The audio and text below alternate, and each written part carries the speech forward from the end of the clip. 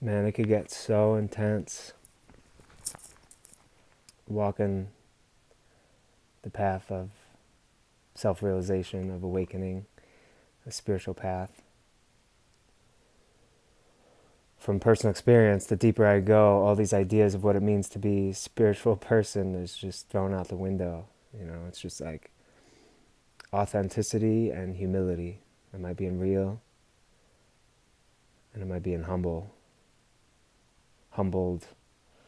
to let go of all these notions of what I might think the path is supposed to look like, or more directly, the how I might think I'm supposed to look as someone who's been on the spiritual path for such and such an amount of time. It's just like all these things are seen to be and felt to be superficial.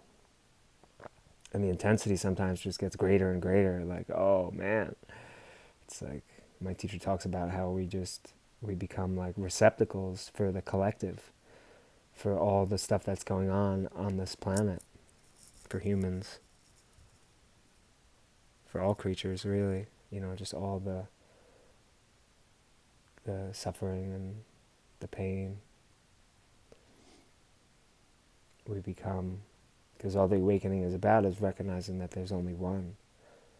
So if there's only one, then it's not somebody doing service by absorbing the intense energy, but it's just the oneness like unfolding into itself. Oh, so it gets intense and humbling. But to talk about that as medicine, it's like is a gift, because it helps us remember that we're not alone, and there's nobody. To try to look a certain way or portray a certain image is superficial. It's just upholding like the false identity. It's not real. It doesn't serve anything. It's what do you call that? When you keep something going, I just say keep going. it's sustaining the illusion. It's giving fuel to the illusion, to try to look a certain way to others. The movement to be inspiring it has to be grounded in being real, and being authentic, and being genuine, being sincere, and that's the only way. That's ultimately like the main ingredient.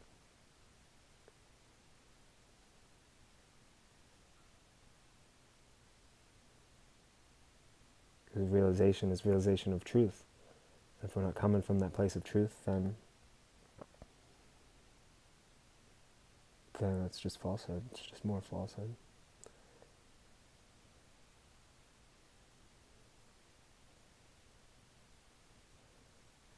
And it's like, yeah, to be able to be seen in tender moments and in times of challenge, that doesn't take away from the motivation to love, or to see behaviors happen here that feel not super conscious and super enlightened, but to know that doesn't diminish the part of me that wants to just serve love in every way I can,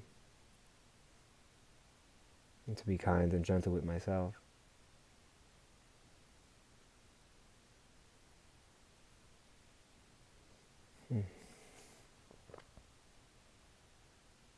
So peace out. We're all on this journey together.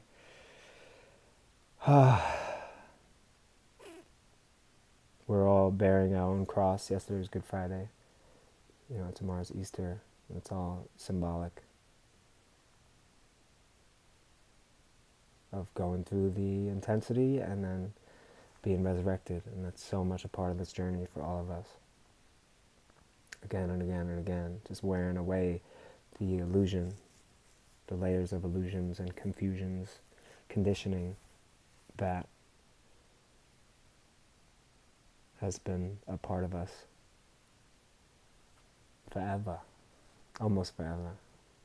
But the true part of us that's always, always and only forever is that which is aware of all of it, that pure consciousness, the light of love for existence itself. So that's the motivation. That's all I'm here for. That's all I want. And sometimes I'm like, what am I saying? But